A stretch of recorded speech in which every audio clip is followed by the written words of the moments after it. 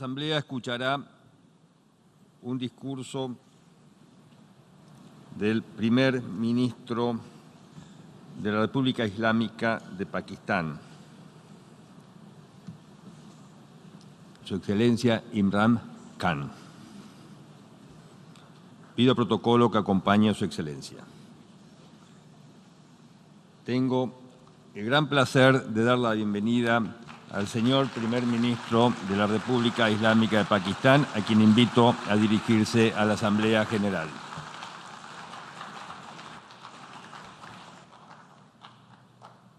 Bismillah ar-Rahman ar-Rahim. Iyyaka na'budu wa iyyaka nasta'in. Mr. President,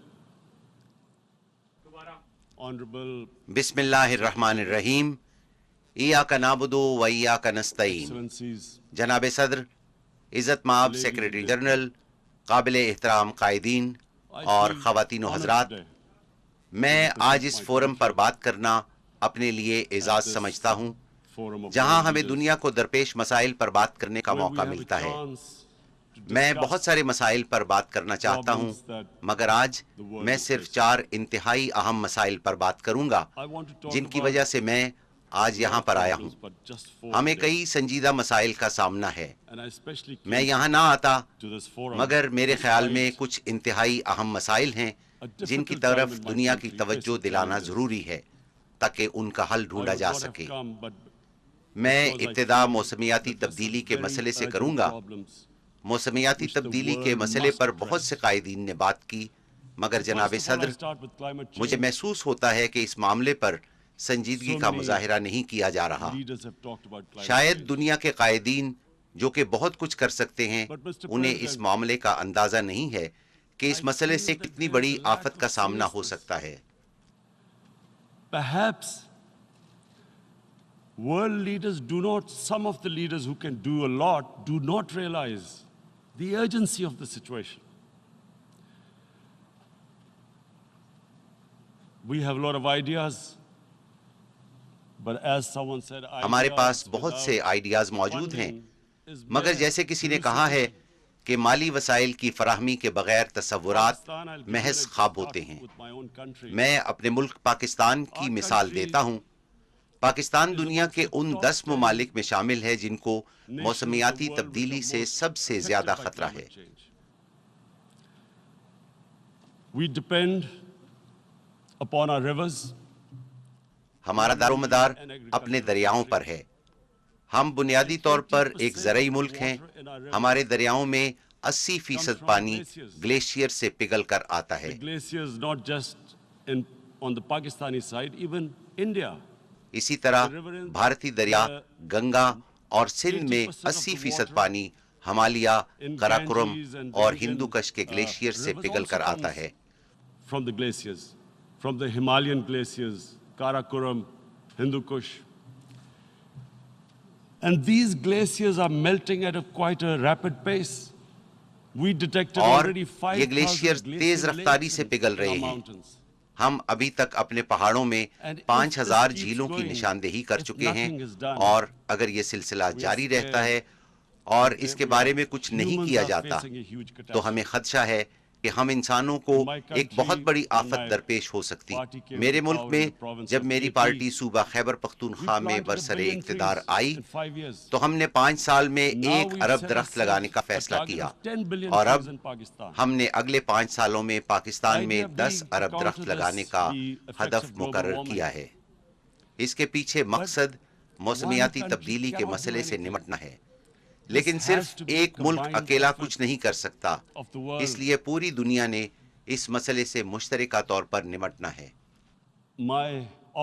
मेरी उम्मीद की वजह ये हकीकत है कि अल्लाह ताला ने इंसान को बेपनाह कुव्वत दी है।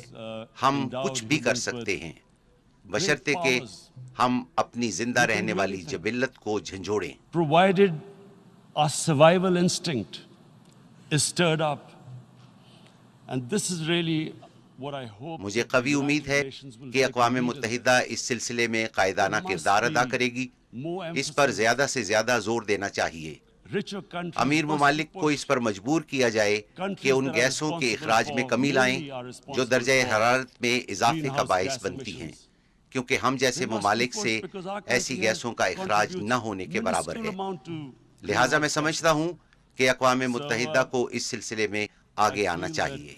The United Nations must take leadership in this. My second issue دوسرا مسئلہ جس پر میں آج بات کرنا چاہ رہا ہوں وہ میرے لیے اس سے بھی زیادہ اہم ہے۔ جناب صدر، ہر سال اربوں روپے غریب ممالک سے امیر ممالک میں منتقل کیے جاتے ہیں۔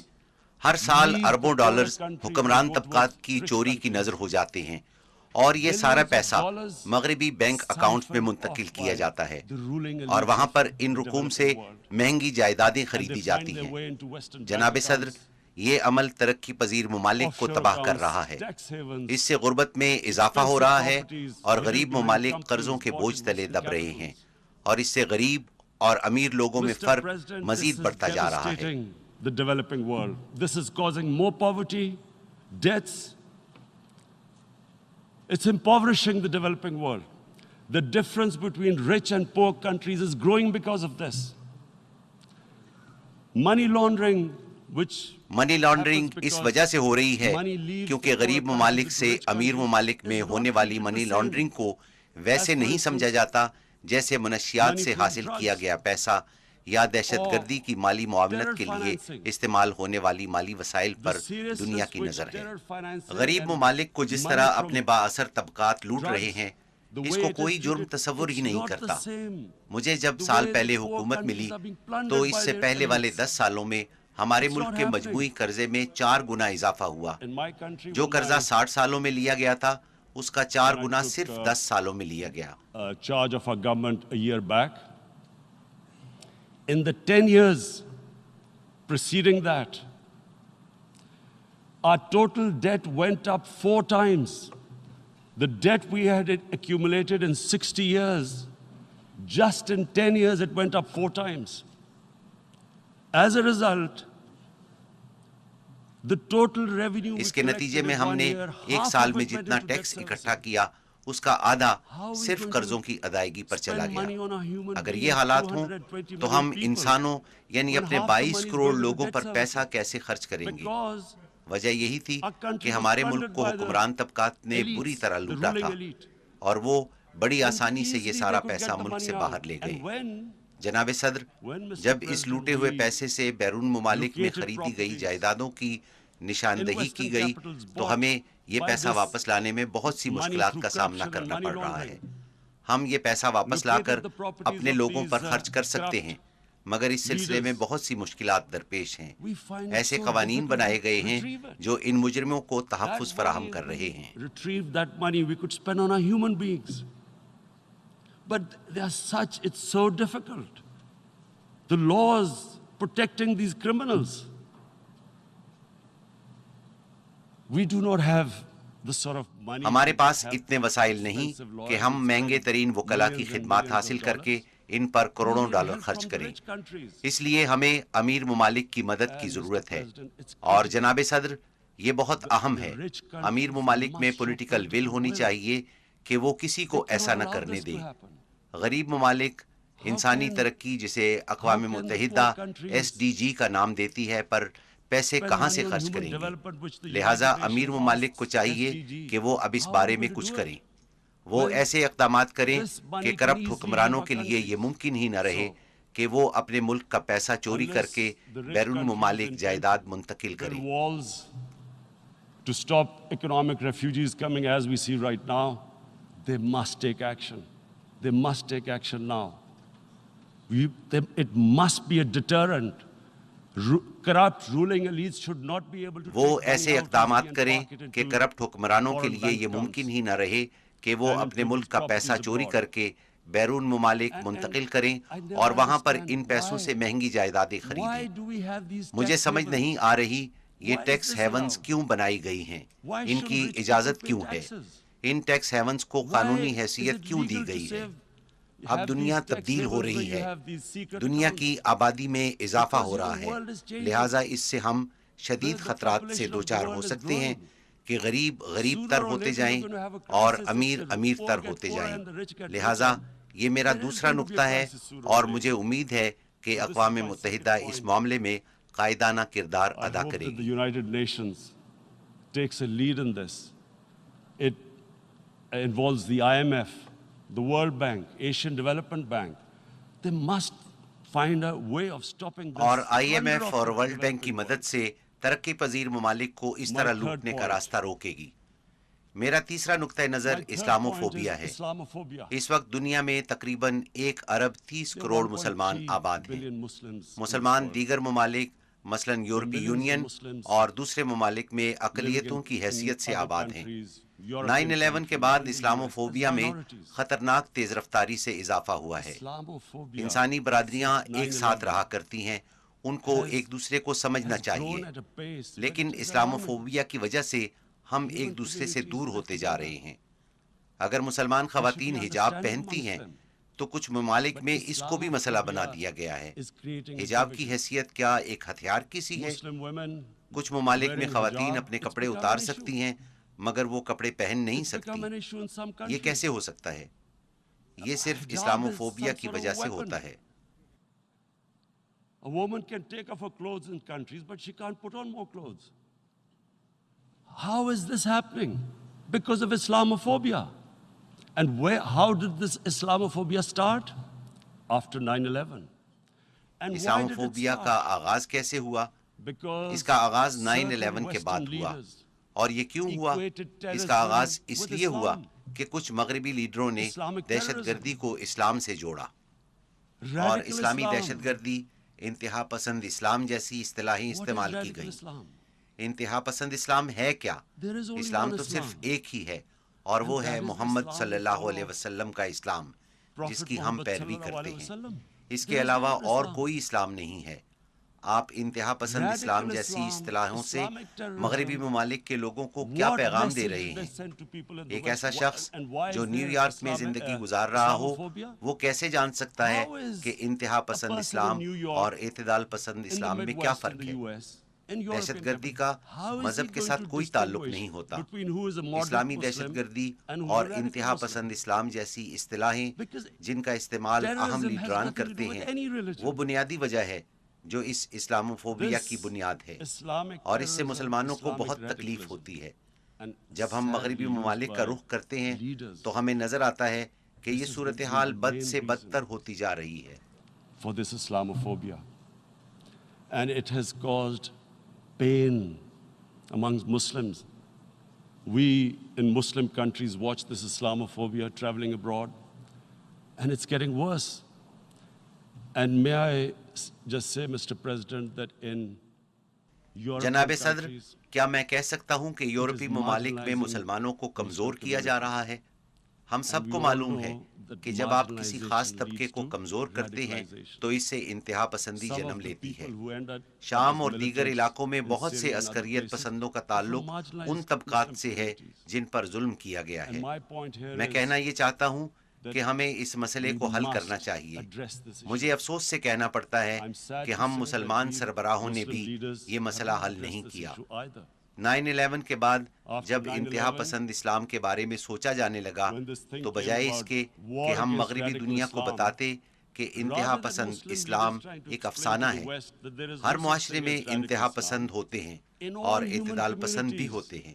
they are radicals. عیسائیوں, They're یہودیوں, liberals and ہندوؤں, moderate. ہر معاشرے All میں human communities, انتہا پسند اور Christians, اعتدال Jews, پسند everyone موجود has ہوتے it. ہیں. مگر اس کا ہرگز یہ Islam مقصد is not نہیں radical. کہ کوئی مذہب, Neither چاہے وہ Judaism, اسلام ہو, neither Christianity, یہودیت ہو, neither عیسائیت ہو Hinduism. یا ہندو مت, No وہ religion انتہا preaches پسندی radicalism. سکھاتا ہے. All the basis Hare of مذہب all کی religion تعلیم محبت و is رواداری اور compassion انصاف and ہے. justice, یہی which چیز ہمیں differentiates جانوروں سے us from ممتاز animal- کرتی ہے. the animal kingdom. بدقسمتی سے مسلمان رہنماؤں But کو unfortunately, اس the بات کا Muslim بڑا خوف تھا کہ ان کو leadership انتہا was so پسند scared مسلمان of کہا being جائے called گا, radical Islam تو that all of لہٰذا them became انہوں نے moderates. اعتدال پسند بننے کی کوشش In کی. Pakistan, ہمارے ملک پاکستان میں بھی حکومت نے we were in روشن the eye of خیالی the جیسی storm, اصطلاح ایجاد and our کی. government کسی coined کو a نہیں phrase معلوم کہ اس کا مطلب called کیا ہے. enlightened moderation. وہ سمجھتے ہیں کہ شاید جو No one مغربی knows what لباس it سے meant. بھی تن کرتا ہو But everyone وہی روشن started خیال ہوتا ہے.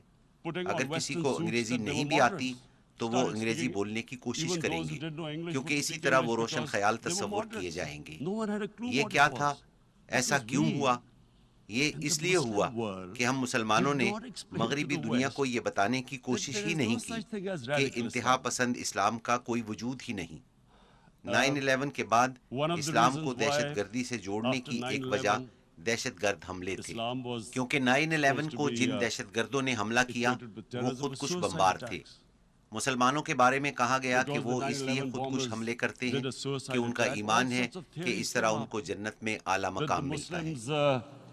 Are involved in suicide attacks because they will get virgin in heavens.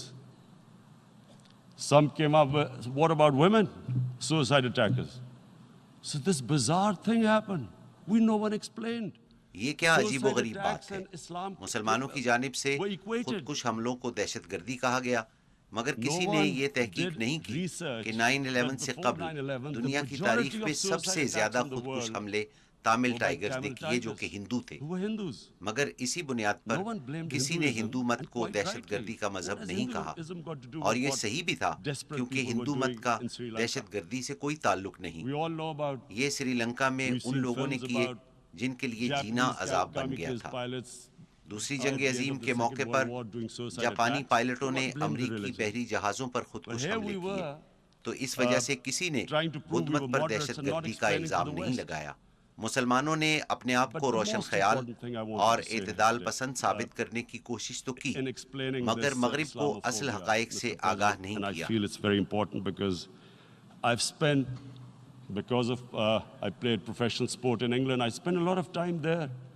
لہٰذا میں سمجھتا ہوں کہ اسلاموفوبیا پر مغرب کو بتانا بہت ضروری ہے، کیونکہ میں مغرب میں بہت سال رہا ہوں اور مجھے معلوم ہے کہ مغربی لوگ مذہب کو اس نظر سے نہیں دیکھتے جس نظر سے ہم مذہب کو دیکھتے ہیں، اور یہ کہ اسلام کے بارے میں ان کی غلط فہمی کیسے پیدا ہوئی۔ 1989 میں ایک کتاب شائع کی گئی جس میں ہمارے پیارے نبی صلی اللہ علیہ وسلم کی توہین کی گئی، جس سے مسلم دنیا میں رد عمل آیا۔ مغرب کو اس مسئلے کی سمجھ ہی نہیں آئی، کیونکہ مغرب میں مذہب کو بالکل مختلف نقطۂ نگاہ سے دیکھا جاتا ہے۔ وہ ہماری طرح مذہب کو نہیں دیکھتے۔ اسلام کو عدم برداشت کا مذہب سمجھا گیا۔ یہ مسئلہ وہاں سے شروع ہوا، اور پھر ہر 2-3 سال بعد کوئی اور سامنے آتا ہے اور ہمارے نبی صلی اللہ علیہ وسلم کی توہین کرتا ہے، جس پر مسلمان دنیا سے رد عمل آتا ہے، اور اس طرح اسلام کے بارے میں عدم برداشت کا تاثر پھیلتا جا رہا ہے۔ And Islam took a real beating 30 years ago. I still remember it became a watershed. And every 2 or 3 years, someone would malign our Prophet, peace be upon him. There would be a reaction by the Muslims. And again, it was Islam, an intolerant religion. Again this time, I blame a certain section of the people in the West who deliberately provoked this. میں مغرب میں ایک خاص طبقے کو اس ضمن میں ذمہ دار سمجھتا ہوں جو جان بوجھ کر اس قسم کی مذموم کوششیں کرتا ہے، کیونکہ ان کو معلوم ہے کہ اس سے کیا اثرات پیدا ہوں گے۔ مغربی دنیا کی اکثریت کو اس کی سمجھ ہی نہیں ہے، اور اس سلسلے میں مسلمان رہنماؤں نے مسلمانوں کو رسوا کیا ہے۔ ہمیں ان کو بتانا چاہیے کہ ہمارے نبی صلی اللہ علیہ وسلم کی ہمارے لیے کیا حیثیت ہے۔ میں آپ کو بتاتا ہوں کہ ہمارے نبی صلی اللہ علیہ وسلم کی ہمارے دلوں میں کتنی محبت ہے۔ نبی اکرم صلی اللہ علیہ وسلم ہماری مقدس کتاب قرآن پاک کے گواہ تھے، اور قرآن مسلمانوں کی رہنمائی کرتا ہے، اور نبی صلی اللہ علیہ وسلم کی زندگی قرآن کا عملی نمونہ ہے۔ نبی صلی اللہ علیہ وسلم نے ریاست مدینہ قائم کی جو دنیا کی تاریخ کی پہلی فلاحی ریاست تھی، اور یہی ریاست مسلمانوں کی تہذیب و تمدن کی بنیاد بنی جو 700 سالوں تک دنیا کی عظیم الشان تہذیب رہی۔ اور وہ ریاست تھی کیا؟ میں اسلام کے بارے میں عجیب و غریب باتیں سنتا ہوں کہ یہ خواتین کے خلاف ہے، یہ اقلیتوں کے خلاف ہے۔ اسلام نے مدینہ میں جس ریاست کی بنیاد رکھی وہ دنیا کی تاریخ کی پہلی فلاحی ریاست تھی۔ یہ وہ ریاست تھی جس نے پہلی دفعہ ناداروں، بیواؤں، یتیموں اور معذوروں کی ذمہ داری لی، امیروں سے ٹیکس وصول کیا اور غریبوں پر خرچ کیا۔ The state took responsibility of the weak, widows, orphans, poor people, handicapped. It taxed the rich, spent the money on the poor. The state announced that all human beings are children of Adam. Hence, ریاست نے اعلان کیا کہ تمام انسان حضرت آدم علیہ السلام کی اولاد ہیں. رنگ و نسل کی بنیاد پر ایک کو دوسرے پر کوئی فوقیت حاصل نہیں. پیغمبر اسلام صلی اللہ علیہ وسلم نے اعلان کیا کہ غلام کو آزاد کرنا بہت بڑی نیکی ہے. اس زمانے میں پورے معاشرے کی بنیاد غلامی پر تھی، مگر نبی صلی اللہ علیہ وسلم نے انسانیت کو غلامی سے آزاد کرنے کے لیے عملی اقدامات کیے. آپ نے اعلان کیا کہ غلاموں کو بھی برابر کا شہری سمجھا جائے. یہی وجہ تھی کہ مسلمانوں میں غلام بھی بادشاہ بنے. مصر اور ہندوستان میں غلاموں نے بادشاہی کی اور پھر اقلیتوں کے ساتھ انتہائی اچھا برتاؤ کیا. اسلام کے بارے میں یہ تاثر غلط ہے کہ مسلمان اقلیتوں کا خیال نہیں کرتے.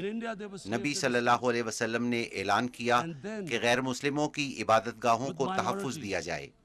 آپ نے اعلان کیا کہ تمام شہری قانون کی نظر میں برابر ہیں. رنگ و نسل کی بنیاد پر انسانوں میں کوئی تفریق نہیں.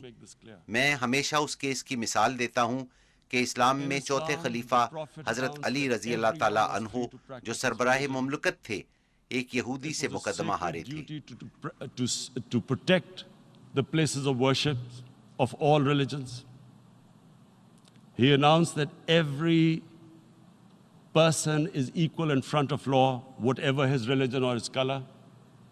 And this incredible case, and I always quote this, that the fourth Khalifa, the head of state of Medina, he lost a court case against a Jewish citizen. سب سے پہلے تو اس سے یہ ظاہر ہوتا ہے کہ تمام شہری قانون کی نظر میں برابر تھے. قانون سے کوئی بالا تر نہیں تھا. دوسری بات یہ کہ ریاست مدینہ میں یہودی بھی برابر کے شہری تھے.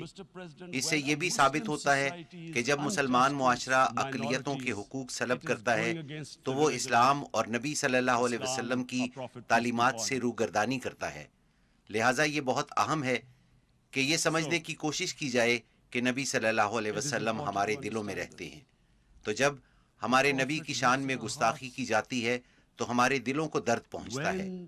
اور ہمیں اس بات کا علم ہے کہ دل کا درد طبعی درد کے مقابلے میں بہت اذیت ناک اور دردناک ہوتا ہے. یہی وجہ ہے کہ مسلمانوں سے رد عمل آتا ہے. میں نے ہمیشہ سے یہ تصور کیا کہ جب بھی مجھے موقع ملے گا تو میں دنیا کو، بالخصوص مغربی دنیا کو بتانے کی کوشش کروں گا، کیونکہ مغربی دنیا میں لوگوں کو علم ہی نہیں کہ یہ کتنا حساس معاملہ ہے. To the world community, especially to the Western community, because having lived in the Western community, people didn't understand this. When I first went as a teenager to England, there was a... جب میں ایک نوجوان کی حیثیت سے England گیا تو اس زمانے میں حضرت عیسیٰ علیہ السلام پر ایک کامیڈی فلم بنائی گئی تھی، مگر مسلمان معاشرے میں ایسی چیزوں کا سوچا بھی نہیں جا سکتا. لہٰذا ہمیں بتانے کی ضرورت ہے کہ ان چیزوں سے کیسے مسلمانوں کے دلوں کو دکھ پہنچتا ہے. مغربی معاشروں میں یہودیوں کے قتل عام کے بارے میں بڑی حساسیت پائی جاتی ہے، اور ہونی بھی چاہیے، کیونکہ جن چیزوں سے ان کے دلوں کو دکھ پہنچتا ہے ان کے بارے میں حساسیت ہونی چاہیے. مگر یہی جذبات مسلمانوں کے بارے میں بھی ہونے چاہیے. اظہار رائے کی آزادی کے بہانے ایسا کام نہ کیجیے جس سے ہمارے دلوں کو تکلیف پہنچتی ہے. ہمارے نبی صلی اللہ علیہ وسلم کی توہین اور بے حرمتی ہرگز نہ کیجیے. بس ہم صرف اتنا ہی چاہتے ہیں. اور جناب صدر، میں چوتھے نقطے کی طرف آتا ہوں جو میری نظر میں سب سے اہم ہے، اور یہی وجہ ہے کہ میں یہاں آیا ہوں، اور یہ مسئلہ ہے کشمیر کی موجودہ صورتحال. اس مسئلے پر آنے سے پہلے میں ایک بات واضح کرنا چاہتا ہوں کہ جب میں اقتدار میں آیا تو یہ میری اولین ترجیح تھی کہ پاکستان ہر وہ کوشش کرے گا جو امن کے لیے سود مند ثابت ہو. ہم دہشت گردی کے خلاف جنگ کے مشکل مرحلے سے گزرے. 2001 کے بعد ہم امریکہ کی دہشت گردی کے خلاف جنگ کا حصہ بنے، اور یہ پاکستان کی تاریخ کا بدترین دور تھا، کیونکہ اس جنگ میں پاکستان کے 70,000 شہری شہید ہوئے اور معیشت کو $150 ارب سے زیادہ نقصان ہوا. And Pakistan went through one of its worst periods where 70,000 Pakistanis died and over 150 billion was lost to our economy. And Mr. President, I oppose the war because in the 80s, Pakistan had joined the Western countries in جناب صدر میں اس جنگ کے خلاف تھا کیونکہ 80 کی دہائی میں سوویت یونین کے خلاف جب افغان جہاد شروع ہوا تو ہم اس کا حصہ بنے اور ان کو مغربی طاقتوں نے فنڈ کیا. گوریلا جنگ کے لیے مجاہدین کے گروپ بنائے گئے جنہیں پاکستان آرمی نے تربیت دی اور مغربی ممالک بالخصوص امریکہ نے مالی امداد فراہم کی. اس کو افغانستان میں جدوجہد آزادی کا نام دیا گیا. روسیوں نے انہیں دہشت گرد کہا مگر ہم نے انہیں مجاہدین کہا. 1989 میں سوویت یونین کو شکست ہوئی تو امریکہ بھی واپس چلا گیا اور ہمیں تنہا چھوڑ دیا.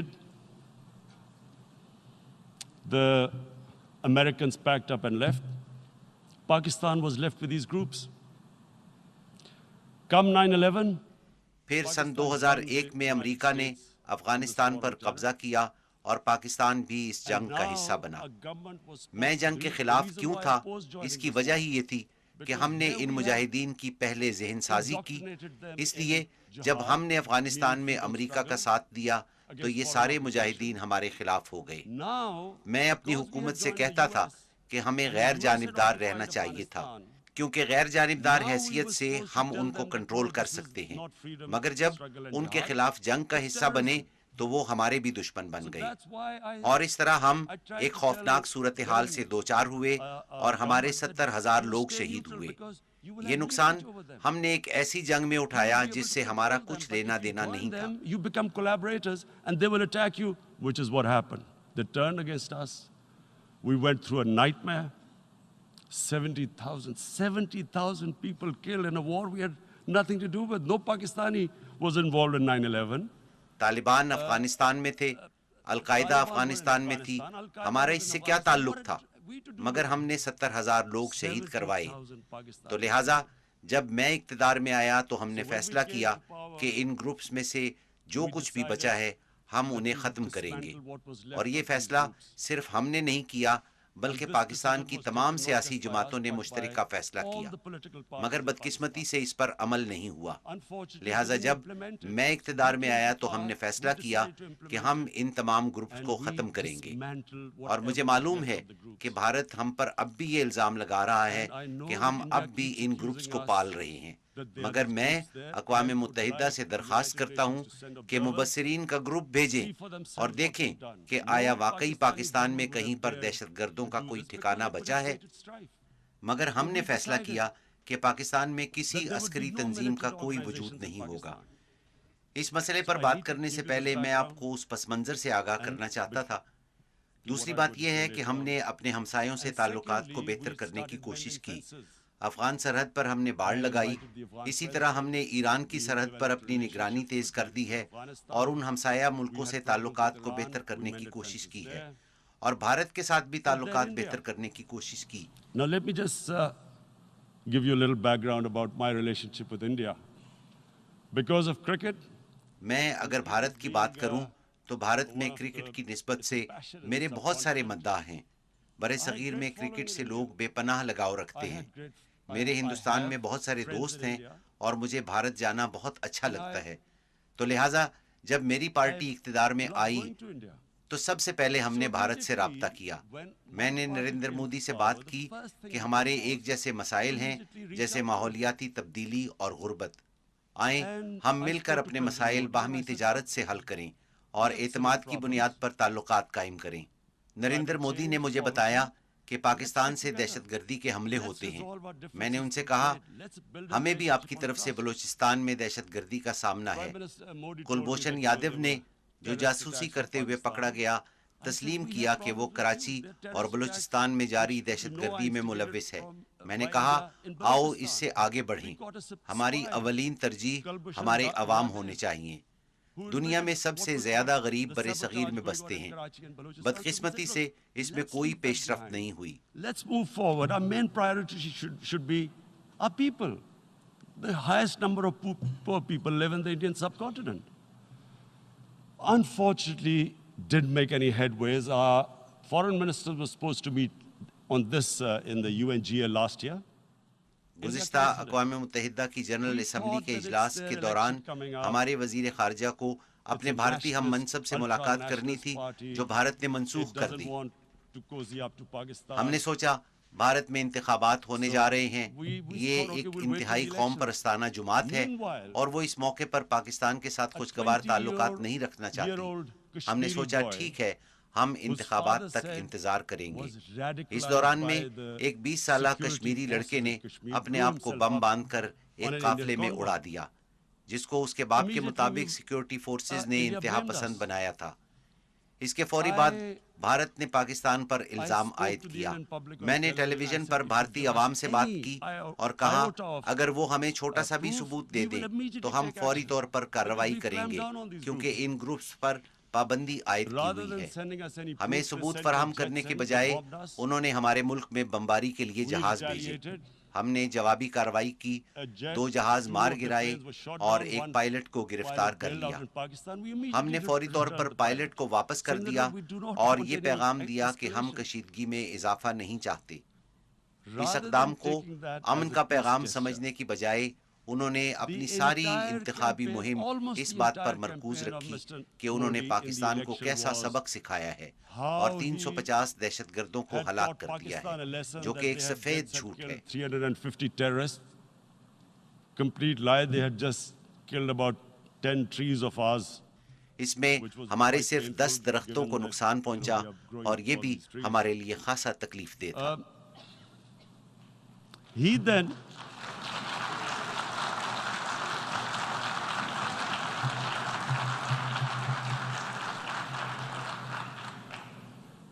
the election campaign, इंतखाबी मुहिम में मोदी ने कहा ये सिर्फ एक ट्रेलर है और फिल्म अभी बाकी है और हमने पाकिस्तान में जाकर उन्हें सबक सिखाया है। ये उनकी इंतखाबी मुहिम थी। मैंने सोचा कि सियासतदान इंतखाबात में कामयाबी के लिए इस तरह की बयानबाजी करते हैं और इंतखाबात के बाद हमारे ताल्लुकात मामूल पर आ जाएंगे। मगर जो ही इंतखाबात खत्म हुए हमने भारत से राब्ता किया, मगर कोई जवाब ना आया और फिर मालूम हुआ कि वो हमें FATF के जरिए ब्लैक लिस्ट कराना चाहते हैं ताकि हम दिवालिया हो जाएं। उस वक्त हमने ये महसूस किया कि मोदी का कोई एजेंडा है। That's when we realized there was an agenda, and that agenda became obvious on the 5th August. ये एजेंडा 5 अगस्त को बेनकाब हुआ। भारत ने सलामती कौंसिल की 11 करारदादों की खिलाफ वर्जी की, जिनमें कहा गया है कि कश्मीर एक मुतनाज़िया इलाका है और कश्मीर के अवाम को खुद इरादियत का हक हासिल है। उन्होंने शिमला मुआहिदे की भी खिलाफ वर्जी की, जो मसाइल को 2 तरफा तौर पर हल करने की बात करता है। दरअसल उन्होंने भारतीय आईन की भी खिलाफ वर्जी की। They actually went against the Indian Constitution. Illegally, they revoked Article 370, which gave Kashmir the special status. जब उन्होंने गैर कानूनी तौर पर आर्टिकल 370 को मनसूख किया, जिसके जरिए कश्मीर को खुसूसी हैसियत दी गई थी, उन्होंने कश्मीर में 1,80,000 इजाफी फौजी भिजवाए। अब कश्मीर में भारतीय फौज की मजमूई तादाद 9 लाख है और उन्होंने 80 लाख कश्मीरियों को कर्फ्यू लगाकर महसूर किया हुआ है। Mr. President, now I just briefly want to make the people understand. जनाब सदर, मैं आपको मुख्तसर तौर पर ये बात समझाना चाहता हूँ कि कोई ऐसा कैसे कर सकता है, और मुझे ये वाज़ेह करना होगा कि RSS क्या है। नरेंद्र मोदी RSS का ताहयात मेंबर है। Mr. Narendra Modi is a life member of RSS. RSS was an organization that was inspired by Adolf Hitler and Mussolini, came about in 1925. RSS Hitler और मुसोलिनी से मुतासिर है, जिसका क़याम 1925 में अमल में आया। ये नस्ली इम्तियाज पर यकीन रखते हैं। वो ये भी मानते हैं कि वो आर्याई नस्ल से हैं। नाजी इज्म को मानने वाले भी यही कहते थे। جو میں کہہ رہا ہوں اس کی تصدیق کی جا سکتی ہے. یہ وقت معلوماتی انقلاب کا ہے. آپ جاننے کے لیے گوگل کی مدد لے سکتے ہیں. میرے لیے یہ بہت اہم ہے کہ وضاحت کروں تاکہ معلوم ہو کہ اس وقت بھارت میں کیا ہو رہا ہے. آر ایس ایس بھارت میں مسلمانوں کی نسل کشی پر یقین رکھتی ہے. ان کا اولین نقطۂ نظر ہندوؤں کی بالادستی اور مسلمانوں اور عیسائیوں کے لیے نفرت ہے. It was hatred for the Muslims and for the Christians because they believed that this golden age of Hindu civilization was stopped because of Muslim rule centuries back and then the British rule of India. So it was وہ سمجھتے ہیں racial ہندو مت کی superiority سنہری and تہذیب کا hatred تسلسل مسلمانوں اور برطانوی Muslims دور and حکومت کی وجہ Christians. سے ٹوٹا. یہ بات کھلے عام کہی This گئی. is openly stated. You look at the founding fathers of RSS. آپ آر ایس ایس کے بانیوں پر نظر ڈالیں, آپ گوگل پر جائیں تو سب معلوم ہو جائے گا. Just Google them and you'll find out. And this ideology of hate is what murdered the great Mahatma Gandhi in 1948. 1948 میں عظیم لیڈر مہاتما گاندھی کے قتل کی وجہ یہی نفرت پر مبنی نظریہ تھا. اور پھر سن 2002 میں یہی نظریہ تھا جب مودی نے گجرات میں مسلمانوں کا منظم قتل عام کیا جب وہ وزیر اعلیٰ تھے. He allowed 3 days for these RSS goons who were inspired by the Hitler brown shirts. They actually wear brown shirts. This RSS R S S کے غنڈے 3 روز تک مسلمانوں کا قتل عام کرتے رہے جنہوں نے 2000 مسلمانوں کو بے دردی سے قتل کیا. انہوں نے ہٹلر کی پسندیدہ براؤن رنگ کی قمیصیں پہن رکھی تھیں. کانگریس کے سابق وزیر داخلہ نے بیان دیا کہ آر ایس ایس کے کیمپوں میں دہشت گردوں کو تربیت دی جا رہی ہے جنہوں نے 2000 مسلمانوں کو قتل کیا اور 1,50,000 مسلمان بے گھر ہوئے. یہی وجہ تھی کہ نریندر مودی کے امریکہ داخلے پر پابندی عائد کر دی گئی تھی. مجھے آپ کو یہ پس منظر بتانا ہے کہ یہ کیسی ذہنیت ہے جو 80 لاکھ لوگوں کو 9 لاکھ فوجیوں کی موجودگی میں محصور کر دیتی ہے. عورتوں, بچوں اور بیمار افراد کو گھروں میں جانوروں کی طرح قید کر دیا گیا. اصل میں جو میں برطانیہ کے بارے میں جانتا ہوں کہ اگر وہاں 80 لاکھ جانوروں کو بھی بند کیا جاتا تو بہت زیادہ شور برپا ہوتا. یہ تو پھر انسان ہے.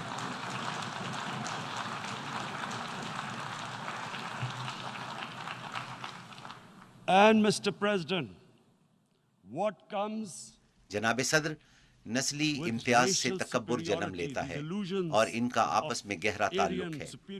تکبر ہی افراد سے غلط اور ظالمانہ اقدام کرواتا ہے جیسے کہ نریندر مودی نے کیا. یہ تکبر ہی ہے جس کی وجہ سے وہ اندھا ہو گیا ہے اور اسے نہیں معلوم کہ کرفیو اٹھنے کے بعد کیا ہوگا. کیا اس نے اس بارے میں سوچا؟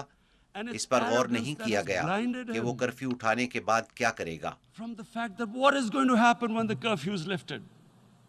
Has he thought about it? This hasn't been thought through. What is he going to do when he lifts the curfew? Does he think کیا وہ سمجھتا ہے کہ کشمیر کے عوام خاموشی سے اس صورتحال کو تسلیم کر لیں گے کیونکہ بھارت نے آئین تبدیل کر دیا ہے اور کشمیر کی خصوصی حیثیت ختم کر دی ہے؟ کیا وہ یہ تسلیم کریں گے؟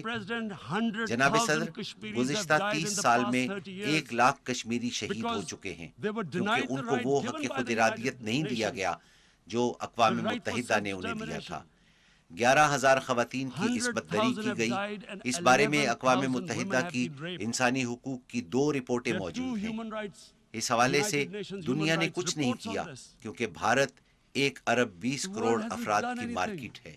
افسوس ہے مادیت کو انسانیت پر برتری دی گئی ہے.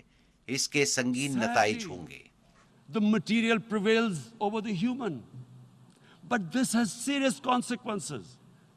Again, I repeat, that's why I'm here.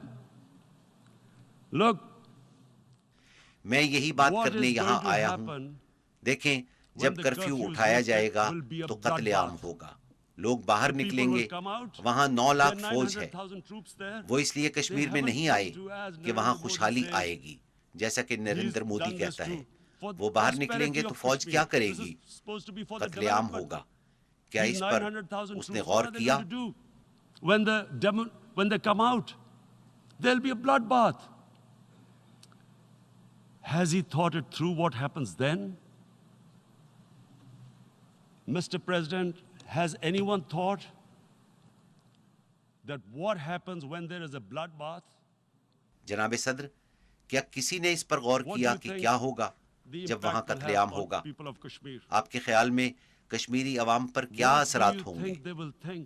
آپ کے خیال میں The وہ way they کیا have سوچیں been گے؟ boxed in جس their انداز میں انہیں houses, قید کیا گیا ہے، treated like ان کے worse ساتھ than animals. جانوروں سے بھی بدتر No سلوک rights. کیا گیا ہے، تمام Thousands سیاسی of all قیادت the بھی political حراست میں leadership ہے، has been arrested, جنہیں taken out کشمیر of سے باہر Kashmir. منتقل کیا گیا ہے، Even those حتیٰ Kashmiri کہ leaders بھارت who کے were حامی pro-India have been Kashmiri taken out. رہنماؤں کو بھی وہاں سے بھیج دیا گیا ہے۔ 13,000 boys have 13,000 been picked up نوجوانوں کو گرفتار and taken کیا to گیا ہے God knows اور which معلوم نہیں destinations. کہاں رکھا گیا ہے۔ So what do they think? آپ کے خیال میں What will کشمیری the عوام people of کیا Kashmir کریں do گے when جب they کرفیو lift the اٹھے گا؟ curfew? وہ سڑکوں They پر will be نکلیں out گے in the streets. تو فوجی And what رد will the عمل میں ان soldiers پر do? گولی They will چلائیں shoot گے۔ them.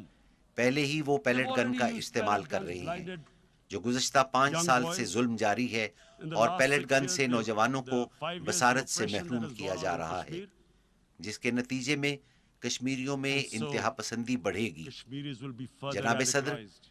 پھر ایک اور پلوامہ Mr. ہوگا، President, there will be اور another پھر Pulwama. بھارت جو ہم پر And پہلے guess what? ہی India الزام will blame لگا us. رہا ہے، They're مزید already الزامات blaming لگائے us. گا۔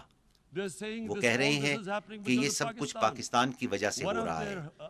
ان کے وزیر defense دفاع نے کہا minister said, "There کہ are control line 500 per terrorists 500 lined up on the دہشت border گرد to go in." بھارت میں داخلے کے لیے تیار ہیں۔ Why would Pakistan Pakistan 500 send دہشت گرد 500 کیوں بھیجے گا جہاں when 9 there are لاکھ فوج 900,000 موجود ہے؟ troops? What وہ ان impact پر are they کیا going to اثر bring? ڈالیں گے اور ہم What will they ایسا do? کیوں کریں گے؟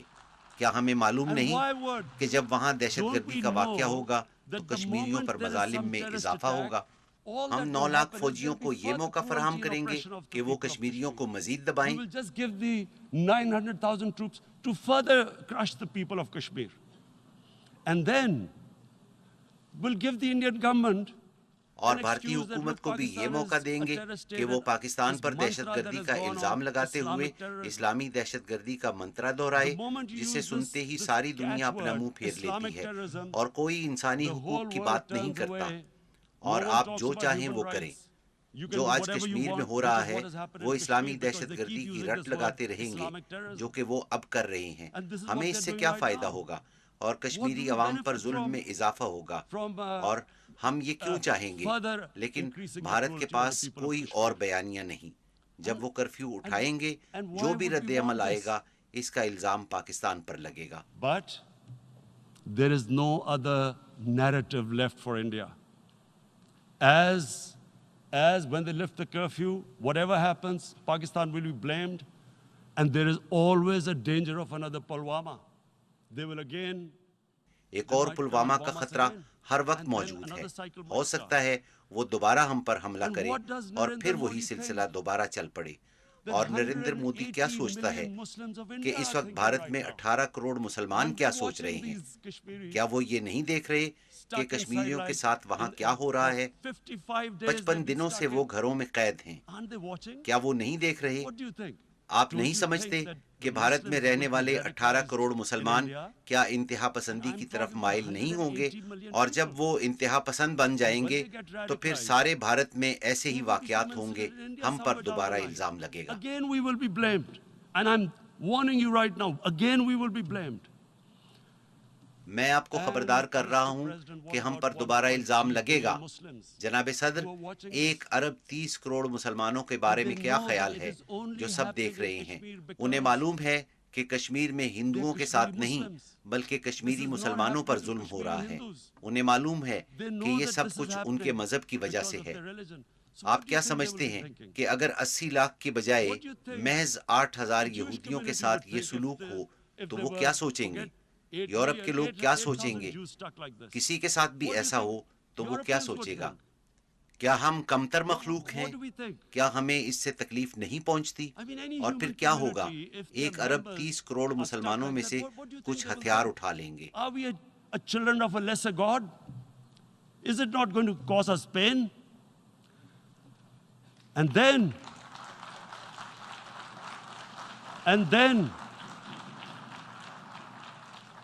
I'll tell you what will happen. people will, in the 1.3 billion Muslims, someone will pick up arms. I know we've been brought up with films, Western films. مغربی فلموں میں دکھایا جاتا ہے کہ جب کسی کو انصاف نہیں ملتا تو وہ انصاف کے لیے ہتھیار اٹھا لیتا ہے. مشہور فلم ڈیتھ وش میں جب ایک شخص کی بیوی قتل ہوتی ہے تو وہ ہتھیار اٹھا لیتا ہے اور لٹیروں کا قتل عام شروع کر دیتا ہے اور پورا سینما ہال تالیوں سے گونج اٹھتا ہے. آپ جانتے ہیں ہم مسلمان اس وقت کیا سوچ رہے ہیں؟ اگر قتل عام ہوا تو مسلمان انتہا پسندی کی طرف جائیں گے.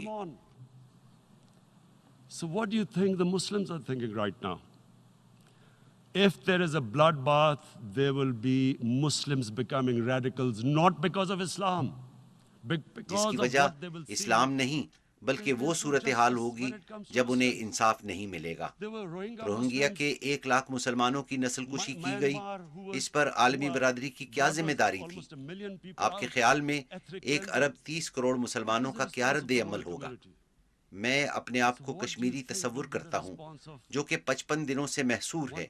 میں عورتوں کی عصمت دری کے واقعات سنتا ہوں جب بھارتی فوج گھروں میں داخل ہوتی ہے. کیا میں اس تذلیل کے ساتھ زندہ رہوں گا؟ میں ہتھیار اٹھاؤں گا. I have heard about and there are rapes, Indian Army going into homes, soldiers. Would I want to live this humiliation? Would I want to live like that? I would pick up a gun. You're forcing people. You are forcing people into radicalization. آپ لوگوں کو زبردستی انتہا پسندی کی طرف دھکیل رہی ہیں. جب لوگوں میں زندہ رہنے کی خواہش ختم ہو جائے تو وہ کس لیے زندہ رہیں؟ اگر آپ انسانوں کے ساتھ ایسا کریں گے تو آپ انہیں انتہا پسند بنائیں گے. جناب صدر، اس لیے میں دہرانا چاہوں گا کہ بہت نازک وقت ہے. اس پر رد عمل آئے گا. پاکستان پر الزام لگایا جائے گا. There will be a reaction to this. Pakistan will be blamed. 2 nuclear armed countries will come face to face like we came in February. 2 ایٹمی قوتیں آمنے سامنے ہوں گی جیسے فروری میں ہوا. اس سے پہلے کہ ہم اس سمت بڑھیں، اقوام متحدہ اپنی ذمہ داری پوری کرے. This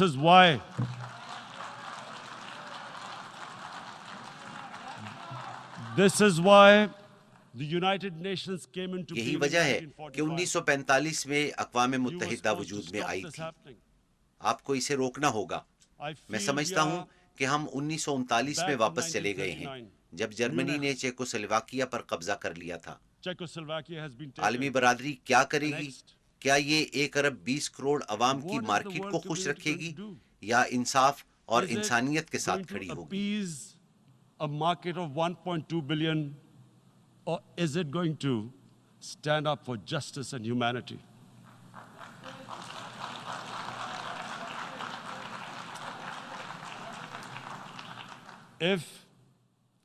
اگر یہ سلسلہ جاری رہا تو آپ بدترین حالات کے لیے تیار رہیں. جناب صدر، اگر 2 ایٹمی ملکوں میں روایتی جنگ چھڑ جاتی ہے تو کچھ بھی ہو سکتا ہے.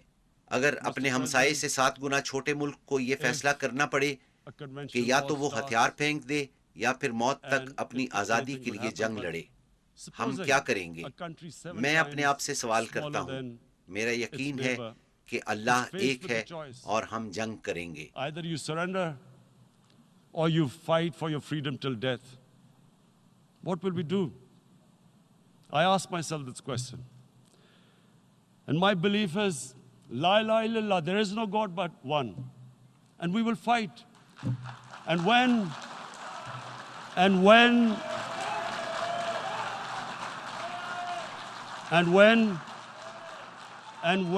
a nuclear اور جب armed country ایٹمی fights ممالک to the آخر end, تک جنگ لڑتے it ہیں will have تو اس کے نتائج consequences سرحدوں far سے beyond آگے the نکل borders. جاتے ہیں. اس کے دنیا It will پر have اثرات ہوں گے. consequences for the world, یہی which وجہ is ہے why کہ میں I یہاں repeat آیا I'm ہوں. here. میں خبردار کر Because رہا I'm ہوں. warning you, it's یہ not a دھمکی threat. نہیں، خوف It's a اور fair پریشانی ہے. worry. ہم That کس where طرف are جا we رہے headed? ہیں؟ میں یہاں I've اقوام come here to متحدہ tell کو the بتانے UN, کے لیے آیا ہوں you've got کہ to- یہ this is آپ a کا test for the امتحان ہے. United Nations. آپ ہی نے کشمیریوں کو حق خود ارادیت دیا تھا. وہ اس پر عمل درآمد نہ ہونے کی وجہ سے مشکلات میں They are ہیں. suffering because of that. And this is the time. This is the time not to appease like in 1939. یہ کسی کو خوش کرنے کا وقت نہیں جیسا کہ 1939 میں کیا گیا. یہ فوری کارروائی کا وقت ہے. پہلا اقدام یہ کہ بھارت ہر صورت غیر انسانی کرفیو کا خاتمہ کرے جو کہ 55 دنوں سے جاری ہے. ہر صورت تمام قیدیوں اور 13,000 نوجوانوں کو رہا کرے. والدین کو معلوم نہیں ان کے بچے کہاں ہیں. اور پھر عالمی برادری ہر صورت کشمیریوں کو ان کا حق خود ارادیت دلوائے. شکریہ. Must give the people of Kashmir the right of self-determination. Thank you.